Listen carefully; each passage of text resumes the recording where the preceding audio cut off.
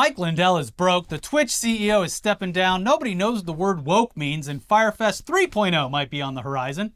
It's a big dump today, but we should probably kick things off with the fact that banning the most popular app in existence is back on the menu, boys. And while TikTok continually proves itself to be an absolute privacy nightmare, which has also been shown to direct users quite rapidly towards extremist content, like all the rest of the apps, the fact that it's a foreign government who's sucking down all that data and using it for potentially nefarious purposes is what has local, state, and federal governments attempting to crack down on the wildly popular video app once again. That's American data. Yeah, if anyone is going to harvest the intimate data of its users to either use it against them or to feed them absurdly targeted advertisements or hand over medical data and other private information, well, those apps had better have been developed and continue to be maintained here in the good old US of A, where you can trust everything, right? But seriously, it does seem like with everything else we know about how our own apps are spying on us, we should at least be a bit more cautious about one that is run by what is considered a foreign adversary. It's not just the U.S. either. I mean, Trump tried to start all of this a few years back when he tried to convince Walmart to buy it. Yeah. But eventually other countries came around to the idea that it's probably not ideal for China to have an unlimited supply of data for every single foreign citizen who got bored enough to endlessly scroll through mind-numbing video content. Some harmless, some mean-spirited, and some that consists of misinformation and hate speech. Again, this is not a TikTok-specific problem. All these apps have their issues, and we've covered them at length. But with tensions rising and Biden shooting down balloons and sinking buoys and everything else, it shouldn't come as much of a surprise that he would go after the biggest spy balloon of them all. The one that's on your phone. But let's get into whether or not this is actually happening, if it's possible, and then why exactly nations, specifically the US, Canada, and Europe, are clamping down on this, and why right now? Well, first off, it's so far not an outright TikTok ban, though that option would be on the table if certain demands aren't met. Much like the first time this came around during the Trump administration, the current administration is demanding that the product appearing in our app stores be sold to another company so that the Chinese government doesn't have direct access to all that sweet data, all those analytics, and the algorithm that decides what exactly it should put in front of those users. Here's NPR with more. An American company acquiring TikTok would require the blessing of Chinese officials, who for years have been hostile to the idea of selling off its first global social media success. For 2 years, the Committee on Foreign Investment in the U.S., or CFIUS, has been examining whether U.S. data is properly safeguarded. In response, TikTok has committed to spend $1.5 billion on a plan known as Project Texas. Sounds American enough? I say we trust it. Which would enact a stronger firewall between TikTok and employees of its Beijing parent company. This is all shit we covered 2 years ago when this first happened. Yeah. I'm getting deja vu. Flashbacks. So they add that the plan relies on the data supervision of Texas-based software company Oracle. It also includes independent monitors and auditors to ensure that neither corporate owner ByteDance nor Chinese officials would be able to access U.S. user data. CFIUS appeared at first to be satisfied with the safety measures TikTok was enacting, though the deal had not been formally approved. Now, however, CFIUS has rejected TikTok's proposal and is demanding that ByteDance sell the app, something ByteDance has vigorously resisted for years. TikTok CEO Shu Chu is scheduled to testify before the House Energy and Commerce Committee next Thursday. This comes after a bipartisan bill was unveiled early this month that would provide President Biden with the authority to ban TikTok. And as for the specifics of why governments are attempting to force a sale or ban the app entirely, here's the New York Times. It all comes down to China. China. Lawmakers and regulators in the West have increasingly expressed concern that TikTok and its parent company, ByteDance, may put sensitive user data, like location information, into the hands of the Chinese government. They have pointed to laws that allow the Chinese government to secretly demand data from Chinese companies and citizens for intelligence gathering operations. They are also worried that China could use TikTok's content recommendations for misinformation. TikTok has long denied such allegations and has tried to distance itself from ByteDance.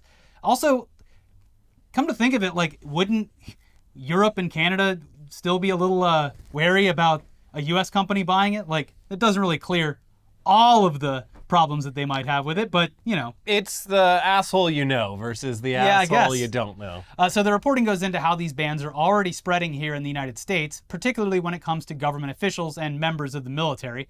Since November, more than 24 states have banned TikTok on government-issued devices, and many colleges, like the University of Texas at Austin, Auburn University, and Boise State University, have blocked it from campus Wi-Fi networks. Oh, wow. The app has already been banned for 3 years on U.S. government devices used by the Army, the Marine Corps, the Air Force, and the Coast Guard, but the bans typically don't extend to personal devices.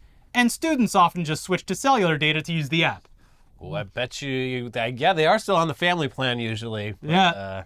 Got that unlimited data. Yeah, nowadays, if it was still the days where you had to pay all the data charges. What? Ooh. So basically, as it stands currently, it appears as though organizations and governments can block the app on their networks and on phones that are owned by someone other than the user. But a user can still have the app on their phone and can easily circumvent network blocks by simply not using that network. Yeah. Speaking with an expert on the subject, the Times indicated that one way the government could ban the app on private user phones would be to block TikTok from selling advertisements or making updates to its systems, essentially making it non-functional. The obvious workaround here would be to not update your phone or anything like that, which would potentially make a bad situation worse since patches are deployed to fix glaring security exploits and other bugs. Yeah. Just opening the door wide open. This phone's got TikTok and Flappy Bird. That's the thing. It would just be like the Flappy Bird thing Yeah. where you could buy iPhones on eBay for $5,000 to access TikTok. I need my fix. Now, all this is to say, a TikTok ban, it isn't impossible. It's just going to be difficult to pull off, and you also run the risk of pissing off a very vocal, very motivated generation of younger people who, for better or worse, utilize the app as a way to stay entertained, stay informed, feel connected, and in some cases start or sustain businesses. And privacy, it's a huge, huge issue. And the United States has been doing an absolutely piss poor job of it over the years. So many will look at this ban and wonder why TikTok is such a massive issue when the alternatives are doing the same exact thing, with the data going to another hostile government instead, the US government. Especially when there have already been stories about private medical information being shared with advertisers and local governments to clamp down on things like abortion rights or gender-affirming care. Yeah, this whole country is a privacy nightmare. Yeah, there's nothing being done to fix We're it. kind of the pot calling the kettle black here. Yeah, it's just that a adversarial country is the one that's getting all the data, and they're pissed about it. I would take all of this a lot more seriously if anyone was working to put laws on the books to actually give us something like GDPR or just anything to protect our data. Yeah, luckily California has done some things, but does not go far enough at all. Y'all are being a little selectively concerned about this issue. Yes, it would be much more believable if there were anyone deeply concerned with the privacy rights of U.S. citizens on U.S.-owned apps. But anyways, the whole online space is a giant fucking privacy nightmare that needs to be reckoned with. But it's hard not for everyone to see the irony in all of this. And yeah, sorry, this is going to have to be one of those videos where we do have to ask you what you think about all this, because neither of us use TikTok. I used it for 6 months to a year, and then I stopped because of reasons like this, and also, I have ADD and it's hard to turn it off. I've never installed the app. I've only been on the website, and they make the website very hard to use. The website is archaic and annoying. Like intentionally not a web-based experience. For so long, it didn't even have a volume slider, so if you had headphones on, it was boom. So yeah, feel free to engage in a healthy debate down below in the marketplace of ideas, aka our comment section. If you still use it, why? And are you worried about this? What do you think? Anyway, now let's continue on with things that are seemingly unexplainable, like the word woke, which we easily explained on one of our most recent episodes of this show. The more accurate definition would be something like being aware of social injustices. But it's been taken over completely, and it's changed so much over the years that the standard definition would now simply be when someone does or says something that conservatives don't approve of. Especially in ways that they can't elucidate with specifics because it would make them sound bigoted. Like fucking 1950s racist, Yeah. basically. It's like, oh, the Super Bowl halftime show was woke. It's like, Are you saying that because black people were in it? Yeah, Anyway. it's anything. It's teaching history, providing funding for social programs, guaranteeing healthcare as a human Woke. right, acknowledging the existence of gay or transgender people, Woke. acknowledging that minorities have systemic disadvantages in Very, life, very woke. casting people of color in a movie, Oh, jeez. Woke. Hollywood's gone woke. changing the footwear of anthropomorphic pieces of chocolate candy, M&M's has gone woke. pointing out that schools probably shouldn't be war zones, and all the other woke shit like that. But conservatives can't just come out and say that they hate minorities, gays, and basic human decency. They have to code it in an easy-to-remember phrase that their constituents can repeat ad nauseum until it loses all real meaning, despite representing every enemy they've made up in their heads. Yeah, and despite it being a central issue for half this country is the woke agenda, you'd think they'd be able to Define it correctly. succinctly explain what it is they're so goddamn angry about. But they're at least aware that it is a pejorative, so they have to do a dance around it. So anyways, it's a literal replacement for hate speech that they desperately want to be free to spew. That's what it is. But because they want to tap dance around the idea, or at least provide themselves with a certain amount of plausible deniability when they're called out for their bullshit, they use the catch-all. Problem is, if you ask them to define it, they really can't do it without coming up with specific examples that give away what they're really protesting. And this week we got the perfect example of someone trying their best to come up with a definition for the word on the spot while trying not to sound like a piece of shit who's also stupid. Turns out pretty hard to do. And we're just going to show you the whole clip because if you haven't seen it yet, it's beautiful. So here's Brianna Joy Gray pressing conservative author Bethany Mandel about the term during an appearance on her show. And we'd like to point out that Bethany Mandel was appearing on the show to promote her new book, which is literally about how liberals are supposedly indoctrinating the youth with their woke agenda. So it seems like you might be an expert on this topic, Bethany. Yeah. You wrote a whole goddamn book about it. But No. you'd think she might be able to at least bullshit her way through the question. But no. So have a look. And probably fewer of them consider themselves to be woke. And so, when we What talk does that about mean traditional to you? Would you mind defining woke? Because it's come up a couple times, and I just want to make sure we're on the same page. So, woke is sort of the idea that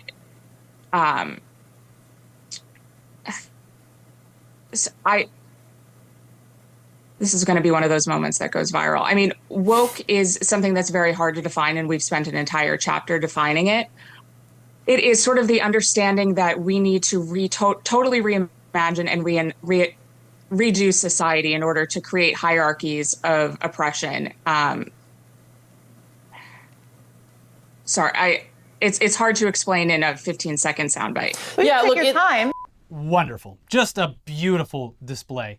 And of course, the days that followed were filled with conservative commentators just falling over themselves to define the term without sounding like hate mongers. All coming up with different definitions, Yeah, interestingly enough. inadvertently showing their hands, because despite dozens, if not hundreds of prominent right-wing talking heads taking to Twitter to define that term, there didn't seem to be any agreed-upon consensus as to what it means to them, collectively. Yeah. Everyone just gave different versions of what they thought it meant in the least offensive way possible. So clearly they still have no idea what it really means or what they want us to think it means, but we already know what it means. It's when someone says or does something that they don't like, disrupts their precious norms, or threatens to reduce their sense of superiority in any way, specifically when it comes to any issues related to gender, sexuality, or race. Yeah, that's pretty much it. But they're gonna keep saying it, and baby, Woke. the election is, it's a year and a half away, but the campaigning has begun. The campaign's gone woke. Oh, and I think maybe we'll cover it on Weekly Weirds, I'm not sure, but there's a new, just a softball tossed to Trump for Ron DeSantis' name, Puddin' Ron, because apparently he's pudding with his fingers. Yep. It's pretty fucking gross. It's real gross. I did not like learning about this, but it's great material for the show. Also, a notch on the success side of AI, I can't remember who it was, but someone on Twitter ran potential nicknames for Ron DeSantis through the AI to come up with, and one of the top results was the best one, Swampy Ron, because he's part of the DC swamp. And he's from Florida, Uh-huh. which is a giant swamp. It's perfect. And he's got that swamp ass from eating all that pudding. Yeah, we'll talk about that more in depth on Weekly Weird News. It's very exciting stuff. Yeah. But we need a breather after all the woke talk. So let's make fun of Fyre Festival founder Billy McFarland again. He's out of prison and he's back on his bullshit. Yeah. Yeah, if you watch the show, you already know about that. But yeah, he's out of jail. He's ready to get back to what he does best, entrepreneurship through dubious marketing schemes. And when we say that's what he does best, it's what he went to prison for in the first place. Well, he does do it well. He did it well enough to actually go to prison as someone who has money. I would define that as not doing it well, but okay. Yeah. Anyway, there's not much real information out there about his latest big brain idea, but it really sounds like he's onto something with this one. So let's just read his tweet and see what he has planned. I have one shot at this. Having 1,000 content creators come together for something totally unprecedented in April. Who else wants their business to go viral? Wait, hold on. Sir, that sounds exactly like every other scheme that you've come up with and subsequently gone to jail for. The idea that anyone would want to be involved in this, outside of the morbid curiosity of watching it all collapse, is insane. Still, we have no doubts that any business who does get involved will indeed go viral, just maybe not in the way that they'd hoped. By all means, let this man cook, but stay far, far away from the kitchen. Also, just the way that he's positioning this feels like he saw one Mr. Beast video and was like, oh, what if I did this but not for charity? Seems like there's a lot of money in this. I want to see what he comes up with. Let him cook. Just stay away. But speaking of letting people cook, what a transition. Yeah, there it is. We'll get back to the news in a second, but first, today's episode is sponsored by HelloFresh. With HelloFresh, you get to let yourself cook. You get farm-fresh, pre-portioned ingredients and seasonal recipes delivered right to your doorstep. HelloFresh, let them cook. Let them cook. Skip trips to the grocery store and count on HelloFresh to make home cooking easy, fun, and affordable. That's why it's America's #1 meal kit. March is National Nutrition Month, and HelloFresh makes it easy to choose delicious, dietitian-approved meals. Simply look for the Dietitian Win tag on their menu choices for meals under 700 calories and with 1/3 less sodium. With the cost of groceries going up and up, now is the perfect time to get started with HelloFresh. HelloFresh is cheaper than grocery shopping and 25% less expensive than takeout. HelloFresh has 40 weekly recipes to choose from for all meal occasions, lifestyles, and preferences. Take your pick from meals like soy glazed salmon with rice or mushroom and chive risotto. Powering up with protein is easier than ever with HelloFresh. Just check for the Protein Smart tag on their menu to quickly find recipes featuring 30 grams or more of protein, like one pot pork and black bean chili or creamy Dijon dill chicken. HelloFresh makes it easy to eat what you love. Customize select meals by swapping proteins or sides or even adding protein to a veggie dish. And now, you can even upgrade for organic chicken or organic ground beef on select meals. Well, I've been obviously loving their vegan and veggie options. I've been surprised about how delicious they are and how fun they are to cook. As the world's busiest YouTuber, That's him. HelloFresh's quick and easy meals are perfect for me because I can get dinner on the table in a matter of minutes and then get back to doing everything else. Which is hiking and playing Factorio or Factorio. How do you pronounce it? I like your version. Okay. By the way, HelloFresh also owns Green Chef, another one of our sponsors, and their combination provides you with an even wider array of meal plans to choose from. There truly is something for everyone. Right now, our viewers can get up to 60% off plus free shipping by going to HelloFresh.com/newsdump60 and by using code newsdump60. That is HelloFresh.com/newsdump60 with code newsdump60 for 60% off plus free shipping. HelloFresh, America's #1 meal kit. Let him cook. All right, back in the news, and if anyone is suffering for what's being described as a mind virus, it's got to be MyPillow CEO and election denier Mike Lindell, who is still, to this day, bankrolling a conspiracy campaign around what he thinks is a stolen election. How he still has money to do this, well, I'm starting to have questions about, and maybe going to have some answers about it. Because, yeah, he's riding his empire, his pillow fort, into the ground. Turns out the pillow fort wasn't as secure as I had hoped. Yeah, it goes without saying that the Dominion lawsuit would almost instantly destroy what's left of his company. So maybe that's his game plan here. He needs to spend every cent he has before it's taken away from him. Can't take money from a man with no money left. Yeah, it's genius, yeah. The kamikaze pillow salesman. And in that case, I mean, whatever. We don't think he's that smart, especially considering the mountains of bipartisan, verifiable evidence that exists. But we'd also find way more entertaining ways to spend millions upon millions of dollars. Ways that don't involve what has clearly resulted in a descent into madness and despair and, allegedly, arguably, a return to that crack cocaine habit. I hope not. No, Gosh. it's not. It's definitely not crack. It's probably some weird. Oh, a doctor gave this to me. Yeah, these were prescribed These are by a medical prescription. professional. Nevertheless, Mike Lindell, the Pillow Man, persisted, and now it looks like the My Pillow empire might actually be coming to an end. Here's Insider with more on this. Mike Lindell, the CEO of MyPillow, says he had to borrow $10 million in 2022 just to keep his pillow company afloat.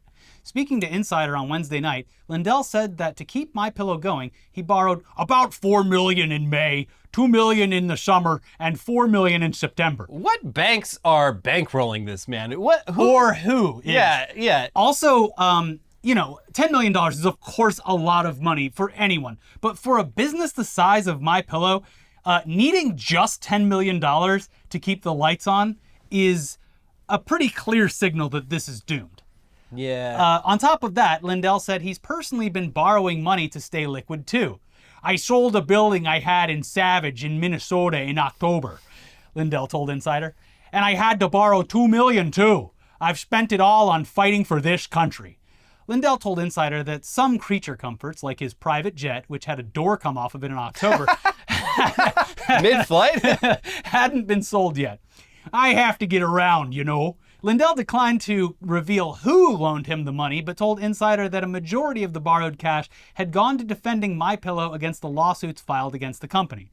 One of the major ongoing lawsuits is the $1.3 billion defamation lawsuit from Dominion Voting Systems, which cites both MyPillow and its owner, Lindell, in the case. Their reporting continues. I can't sell my plane where the door fell off. I need to get around, for Christ's sake. Continues. In January 2022, one of Lindell's banks, the Minnesota Bank and Trust, described him as a reputation risk and cut ties with him a month later. And in June, Walmart, MyPillow's biggest distributor, pulled Lindell's pillows from its stores. Lindell has also been burning through his cash. In March, he told Insider he was spending at least $1 million a month to build social media apps like his Facebook-like platform, Frank Social. That's still around?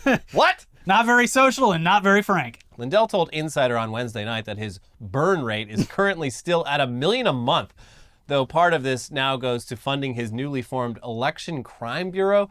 Oh, the ECB?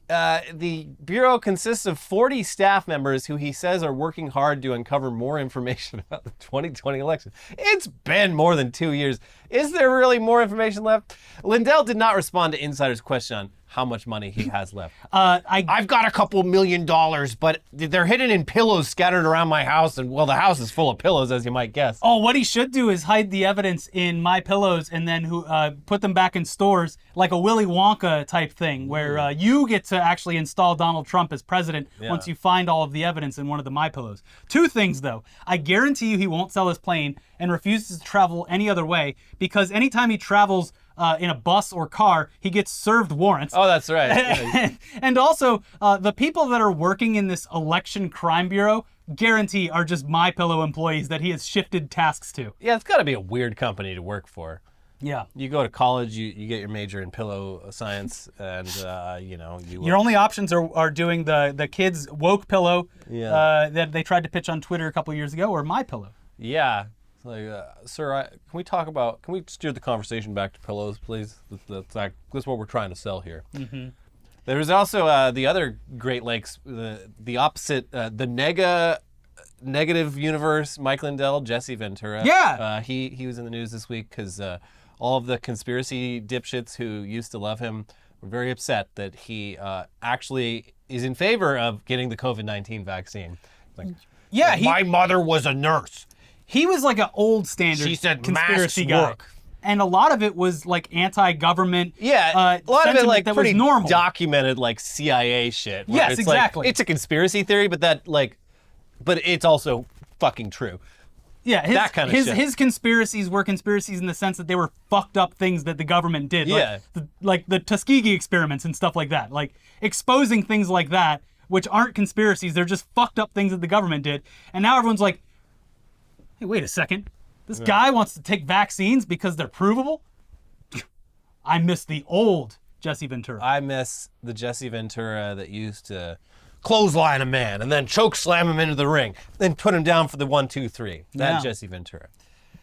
Anyways, speaking of spending money in the dumbest ways possible, apparently the CEO of Match Group, the company that owns Match.com, OkCupid, Hinge, Tinder, and all that, has a pretty gnarly microtransaction problem and has spent an absolutely absurd amount of money on in-game currency. And worst of all, he admitted it. Oh, degenerate gamer. Here's The Verge with more on CEO Bernard Kim's spending habits. During a talk at New Street Research's online dating summit, he dropped this anecdote while talking about mobile games. No one plays these games forever. After a certain point, people churn out of a game experience. And what are you left with? I've personally spent $50,000 in 3 months in Clash of Clans. What the fuck? And I still look back at that with lots of shame. I'm like, oh my God, what did I really get out of that experience? Nothing, other than like a really amazing wall, which is not cool today. Wow, this man is a whale. Yes. He's one of those The mythical elusive whales. Yeah. They exist. And they own all of the companies. It's fucking wild. So real, geniuses at work here. I think after you spend $50,000 on microtransactions, the government should like take your money away from you. They're nationalizing Tinder. Yeah. Yeah. Anyways, at least he's aware that it was a huge waste of money and an extremely stupid thing to do. He does feel shame, apparently. He then went on to explain how apps like Tinder, which offer subscriptions for enhanced features and capabilities, are different. After talking about his wall, he turned to the presenter and said, "Now you look at what can come out of Tinder. You meeting your wife. That's an immeasurable reward. It's something that will last a lifetime, that will lead to unbelievable happiness. Maybe sometimes despair, but at least you're feeling something." Just want to feel something. Yeah. I'm not sure about that, though, having a really impressive Clash of Clans wall or whatever. I haven't played it. Never played it. There's a wall in there. Having that would at least give you a sense of superiority and bravado over your fellow players, which we would assume are people you would never meet in real life and could also just be bots. Yeah. Still, emotions though, right? Also, you could be an esports superstar with in-game spending like that, and everyone knows that gamers get all the girls. So maybe he's onto something. Just remember to rinse up, gamers. Yeah. With all that spending in Clash of Clans, he'll be at the Olympics Micro City in no time. Yeah. Then who's laughing? But while we're on the topic of gamers, though, it is the end of an era, and potentially a sign of a rocky road ahead for the internet's live streaming behemoth, Twitch, because the CEO of Twitch, Emmett Shear, is stepping down after 16 years at the company, effective immediately. With more on this, here's IGN. Shear announced his departure in a Twitter thread today. According to screenshots of his blog post, the birth of his son made him pause and reflect on his future at Twitch. He compared its growth from a 24/7 reality show to a site where streamers can broadcast their gameplay to millions of people to raising a child, his first child. Twitch often feels to me like a child I've been raising as well, Shear said. And while I will always want to be there if Twitch needs me, at 16 years old, it feels to me that Twitch is ready to move out of the house and venture... Wrong. 16? No. You still have to keep that child in school You at are this point. abandoning that child. So it is with great poignancy that I share my decision to resign from Twitch as CEO. Dan Clancy, the current president of Twitch, will now serve as CEO effective immediately. Shear will continue working at Twitch in an advisory role.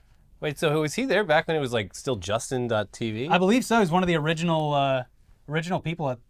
That's pretty wild. Yeah. Also, like, it's a weird excuse. And feels...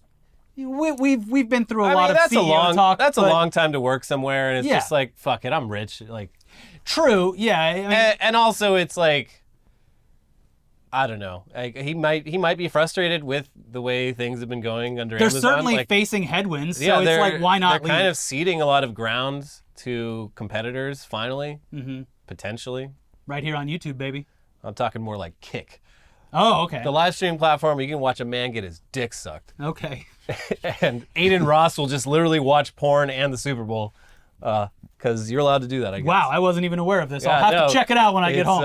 It's Twitch, but without all the rules. Okay, well, great. But yes, I think the and excuse it's owned is by bullshit. a gambling website. It's literally just a way for streamers to stream themselves like playing online casino games like without having to worry about like violating Twitch TOS. Okay, well, all right. But yeah, I think the excuse is bullshit. It's just like, okay, the company is facing headwinds for the first time, real headwinds for the first time, and, you know, there's layoffs, there's all kinds of things that look really bad, so why not just leave? I'm good. Yeah. Pick up a real nice camera and go on some vacations. Just like Tom. Yeah. Do the Tom thing. Aspirational. Anyway, to round out today's stories, an update on Ticketmaster. You thought pissing off the Swifties was bad? Well, wait until you get a load of Robert Smith of The Cure, who publicly trashed Ticketmaster after intentionally pricing his concerts as affordably as possible.